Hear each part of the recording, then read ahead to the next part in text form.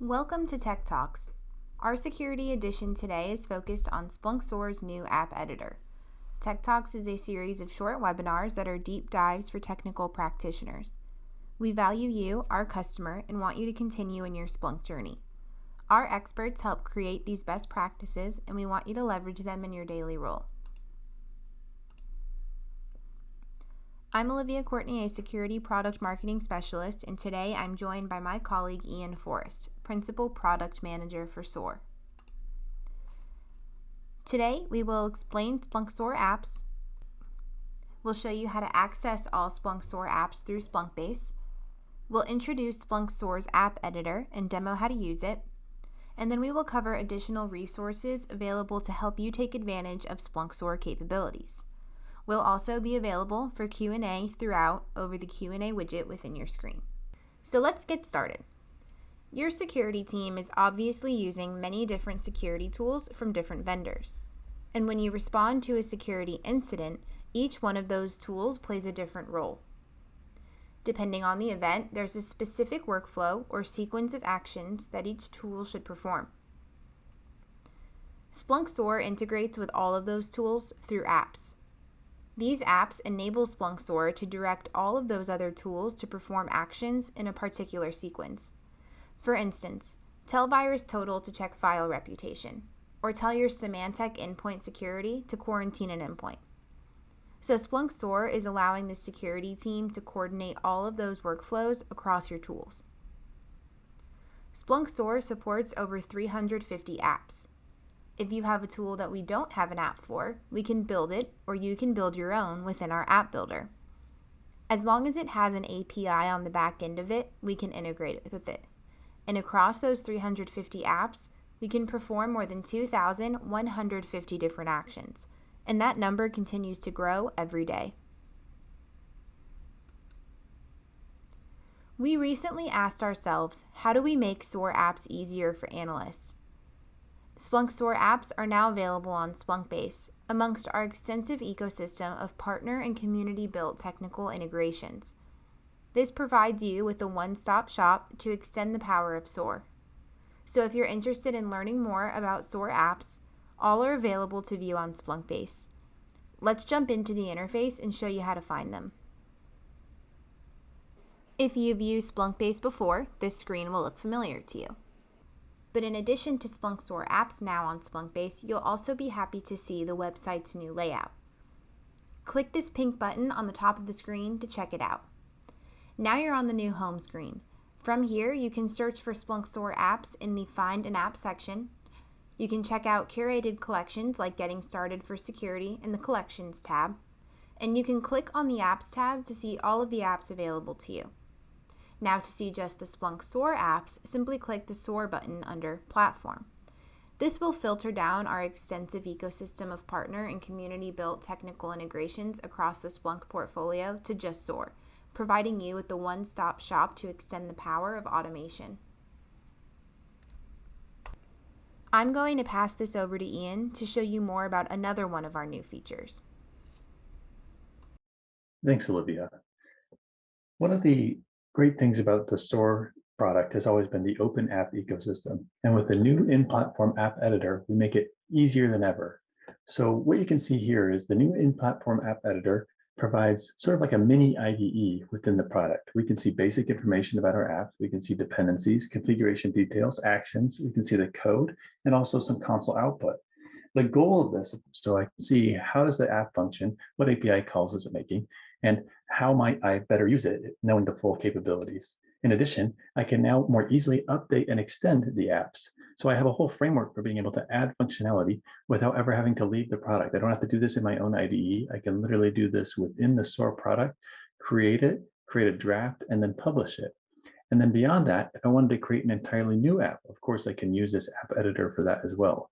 And then finally, if I wanted to be able to test any of the actions, you can see I have the app actions listed for me on the left-hand side. I have the parameters for those actions available, which I can supply. And then I can click the test action button, which will then log output from that action to the console output on the bottom right. So we're very excited about the new app editor, and I'm looking forward to jumping into a demo in just a second here. Okay, here we are on the main app listing. And as you can see, there are some new functionalities here on this page. Specifically, the eye icon, which indicates that we can view code for this app, and the clone icon, which indicates that we can clone this app. And the clone feature was very important to us because we wanted customers to be able to extend and add functionality to existing apps, but maintain their own version so that when we publish new versions of the apps, we don't have any conflicts. And of course, we would encourage customers to submit any of their changes back to Splunkbase so that their changes can make it into the main version of the app as well. And finally, we have the app editor button at the top right, which allows us to author entirely new apps. For this demonstration, we'll go ahead and look at the MaxMind app. And here I'm going to clone the MaxMind app, and I'll say cloned MaxMind app for demo, and we'll hit confirm.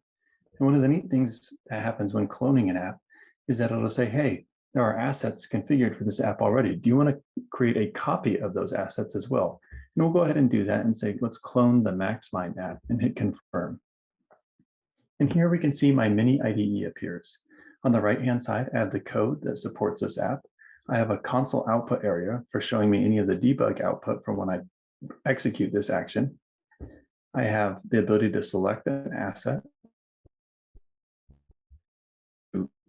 to run that action against. And then I have the information about this app. So I can see the basic information that describes the app. So just description, vendor, product name. I have the dependency details. So what Python dependencies does it have? And if I wanted to add more dependencies, I could do that via wheel file or pip integration. I have the configuration details. So this is what's used for the asset configuration. What fields do I need to make this app work? If I needed an API key or username and password, I could add those here. In this case, the MaxMind app doesn't require much, but of course, if I needed to add this, I could go ahead and add configuration options here as well. And then finally, I have the actions listed out. So what actions is this app capable of? And what are the parameters for each one of those actions? I also have this jump to code button. The jump to code button works for any newly authored apps, but some of the older apps it's not going to work for, and you'll get a message like this. This isn't an error. This just means that you'll need to look through the code manually to find where that particular action is implemented. In this case, if we go here, we can see handle test connectivity, so it's very easy to find. We also have the ability to edit the JSON for this app. Now, one really nice thing about using the app editor is that when I add actions, the JSON will be updated for me automatically. And same thing for any of the other configuration details. So I don't need to do too much management here, but it is here for me to edit and maintain. So now we're going to go ahead and take a look at running one of these actions. So I'll go ahead and click the test connectivity button. And when I click the test connectivity button, we'll see the console output here. We see all kinds of debug output that occurs when this app action is actually run. And the other really great thing about this is that if I wanted to, I could go in and modify the code in here to print additional debug statements. So if I wanted to put something like, print this is a test and ran it again, that print this is a test would show up in the debug output. So I've now made some changes. I could save those changes or I could discard the local changes. Once I'm ready, in a save state, the apps are in kind of draft mode, which means that they are not available for anyone to use in a manual automation fashion or in the playbooks. When I'm ready for an app to be published for use by any of my automation engineers, I can go ahead and click the publish button, and that app will be available kind of within the main apps listing page. And then finally, if I wanted to go back to making changes to this app in my own IDE because I'm more comfortable doing so there, I can click the download button to download a tarball of this app and then make the changes like I traditionally would have with the previous app wizard. Again, we're very excited about this new functionality and the level of visibility it gives into the app code and the level of capabilities it gives to many people to be able to start extending and adding functionality to the apps. Really look forward to seeing kind of all the creative things that you do and how you decide to leverage this new app editor. I'm going to turn it back over to Olivia and I really appreciate your time. Thank you. Now, how do you use these apps to extend the power of Splunk SOAR? Let's jump back into the Splunk SOAR interface and show you how to use these apps to solve a security use case. For this, we'll use the visual playbook editor to create a playbook used to solve for a phishing event. This is a phishing email that has been ingested by SOAR. As you can see, it's extracted a number of different indicators from that email. In this case, it's extracted a URL artifact, which we're going to investigate using the new input playbook functionality to create a modular URL investigation playbook. There's likely a lot more that you'd want to do as part of a phishing investigation, but today we're going to focus on specifically the URL investigation capability and worry about the other stuff later for the sake of this demo. So first of all, we'll go to our new playbook editor and we can see that we're greeted with two different playbook types that we can choose from. One is the automation type playbook, which is the same type of playbook that we know and love from Splunk SOAR and Splunk Phantom. And the second is an input type playbook. And the input type playbook is the new playbook that we've been talking about. This is a playbook that accepts specifically defined input parameters and can be used for modular use cases or modular playbook design. So I'm going to hit the input playbook type, and we're going to go ahead and come to our playbook canvas. And the first thing that we'll see here is that we're being asked to create an input variable name. So this playbook is going to be our URL investigation playbook. So we're going to say that it ingests or it takes URLs as input. So I'm going to name my input variable URLs. I'll also say that the data type that belongs to this input URL is a URL type data. So now that we've got that taken care of, we're going to create a new action for our playbook. And like I mentioned, there's a bunch of new ways to add blocks to the playbook editor. The most intuitive way is this drag and drop capability, where we can drag blocks from the toolbox on the left-hand side directly onto the canvas. So I'm going to drag an action block onto the canvas, and we'll go ahead and make this our URL reputation check because we want to investigate the URL from our phishing email. So I'll search for URL reputation. And then I'll pick the VirusTotal app. And we see the VirusTotal URL reputation action is looking for a URL input. So what we're going to do here is we're going to select the URLs playbook input that I defined as part of this input type playbook. And we're also going to rename this action so that it's clearer to anyone that's looking at this exactly what this action is doing. So we'll call it VirusTotal URL reputation check. This is one of the more subtle things that we did as an improvement to the new visual playbook editor, but we widened the blocks and we allowed for multiple lines so that it's very clear to anyone that's looking at this playbook what this action is specifically doing. I'm going to connect this to the start block. And the next thing that we're going to do is we're going to create a filter block. I'm going to do that by using the keyboard shortcut capability. So I'm going to hit Command B, and then I'm going to hit Command 5. And we'll see that a filter block has been created. Notice that the filter is now an upside down triangle or a funnel shape. We did that to make sure that we could differentiate between some of the other blocks that exist in the product. One of those specifically being the decision block. So now the decision block is a diamond, as it always was, and the filter block is an upside down triangle, again, to make it much easier to discern between the two and really indicate that they perform different functions. We're going to focus on the filter today, though. And we're going to look at the results of our VirusTotal URL reputation check, and we're going to filter some of those results. So specifically, we're looking for summary data, and we can see in the new data path picker, we represent the data paths in a tree view, which makes it very easy to get to different sections of the action results. In this case, I want to get to the summary section. So I'll just collapse the data section. And in the summary section, I want to look at the number of positives that were associated with this particular URL. So I'll go ahead and click on that. And we'll say if the number of positives associated with this URL is greater than or equal to 3, then we're going to call those URLs bad URLs. So I'm going to call this bad URLs. And we're naming this condition, which is a new feature that didn't exist before. And we'll see how this manifests itself in just a moment. We'll also make an additional condition, and we'll say VirusTotal, and we're going to go to the summary section, and we're going to look at the number of positives, and we're going to say, hey, when the number of positives is less than 3, then we're going to call these unknown URLs. So we'll say unknown URLs. And that doesn't mean they're good. It just means that VirusTotal didn't know about them. So the state is unknown and we might need to do further investigation. Okay, great. Now that we've done that, I'm going to create yet another new block. And I'm going to do that in one different way that you haven't seen yet. I'm going to drag a line out.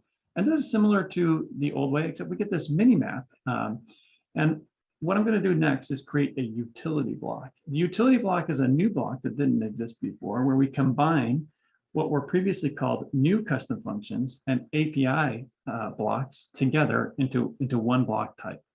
This is one of the ways that we've streamlined the new Playbook editor to reduce the number of blocks that are available to users, to make it easier to make decisions as to which block to use under what circumstances. So I'm going to click the API section and we'll go ahead and say we're going to add a comment to our event. And that comment is simply going to say that malicious URLs were found. And that way, when an analyst goes and looks at the event and they look at the activity pane, they can clearly see that malicious URLs were found as a result of this input playbook or modular playbook run. Lastly, we're going to connect the utility block to the end block. Oops, the end block. Previously, the end block didn't do much, but now it has a very distinct purpose. And the purpose of the end block is for us to be able to define outputs that then can be consumed by parent playbooks or playbooks that leverage this modular input playbook. So here, I'm going to define our output variable name as bad URLs.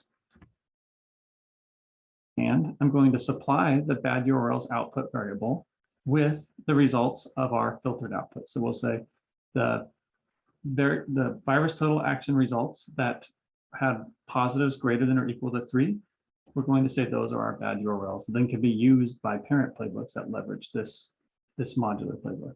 And I'm going to deduplicate that. So if there are any duplicates in there, the parent playbook won't have to deal with those. They'll just have to deal with a single set of all the unique URLs that were found that were malicious within this particular investigation. So now that we've done that, we're going to name our playbook as URL investigation. And the other thing that quickly I wanted to show is if I had created this playbook sort of haphazardly, it still would work like this, but it's difficult to read. One of the other things that I'm very excited about, because I like to have my playbook super neat and organized, is the auto arrange capability. We click this button and our playbook is automatically arranged in a nice, neat, orderly fashion. So finally, I'm going to save this playbook, like I mentioned. We'll just say this is our first commit.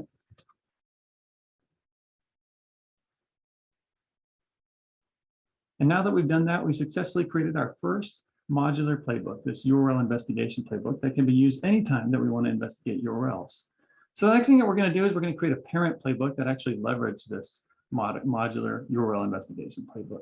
So to do that, we're going to go to another new playbook.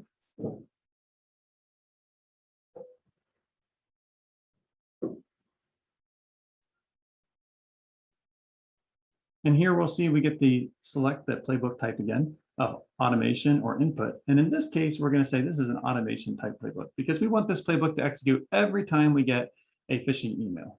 So we're going to go ahead and hit select. And now the first thing that we want to do is we want to investigate those URLs that were extracted from those phishing emails. So to do that, I'm going to drag a line out of here and I'm going to select Playbooks. And I'm going to call our input playbook that we just created. And we'll search for URL investigation. I can already see it in the list here. So we have our URL investigation input playbook, and I can see on the right-hand side that it takes an input of URLs of type URL, and it creates an output of bad URLs of type URL. So go ahead and click on that, and we can see, sure enough, that URLs is the field in question here that we want to be able to pass data into. So here, I'll go ahead and go and say, yes, I want to pass in the request URL from my event, and we can validate that here. Is yes, the request URL is where that URL is that we want to investigate. I'm going to pass that into my playbook. So I'll go ahead and say request URL. The other thing that we could do that the new data path editor allows for is easily creating custom data paths. So sometimes when we ingest events, or if they were posted to the product, they don't always conform to the SEF standard. In those cases, we may want to have a custom field name. So to do that, we can hit the plus sign here, and we can say custom URL field. And we could save that. And now that custom data path is available. And even more importantly, we can pass multiple fields into this URL parameter of the playbook, of the modular playbook that we created. So here I'll go ahead and click on this. And we can see that now we're passing both request URL and the custom URL field into the URLs parameter of our modular playbook. And our modular playbook will act on both of the data from both of these different fields individually. And we could deduplicate that data in case there's duplicates across those two fields or within those two fields themselves. And then finally, we can use the output of that URL investigation to maybe then go ahead and block that any bad URLs that were identified by that modular playbook. So here we'll go ahead and say, let's run a block URL action.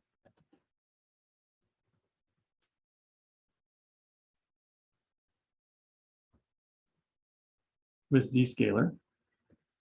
We're going to pass in the outputs of our URL investigation playbook, and specifically the bad URLs field. So any bad URLs that our URL investigation playbook found, we're going to pass that into our block URL action of the Zscaler app. And of course, like I mentioned, there's lots of other things that we might want to do as part of a phishing investigation. But for now, this is all we're going to do for this demo. So I'm going to name this playbook phishing investigation demo, and we'll go ahead and go to our settings, say that it operates on all types of events, and then we'll save. And we'll say first commit. Save. And the last thing that we want to do is test our playbook. And to test our playbook, we're simply going to look at the playbook ID here. We're going to go to our playbook editor. We're going to go to the debugger section, which is a great way to test new playbooks that you've just developed. And we're going to say, let's run this against event number 994. So we're going to say run against event number 994 and hit test. And here we can see that our playbook started running. We can see that our sub playbook now has started running and that our virus total URL reputation check is run. The filter has been run. Our comment has been run, and then our playbook finally finished. So we'll go and look in that investigation, and sure enough, we see that the phishing investigation demo playbook was kicked off. We see the URL investigation sub playbook was kicked off. The virus total URL reputation check was performed. And indeed, the URL that was determined to be malicious was also blocked. And finally, that comment that was part of our URL investigation playbook was added to the activity pane, indicating to the analysts that malicious URLs were found. Thank you, Ian.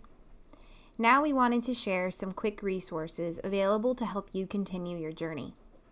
Head over to Splunkbase and check out all of the Splunk SOAR apps, providing you with the one-stop shop to extend the power of SOAR.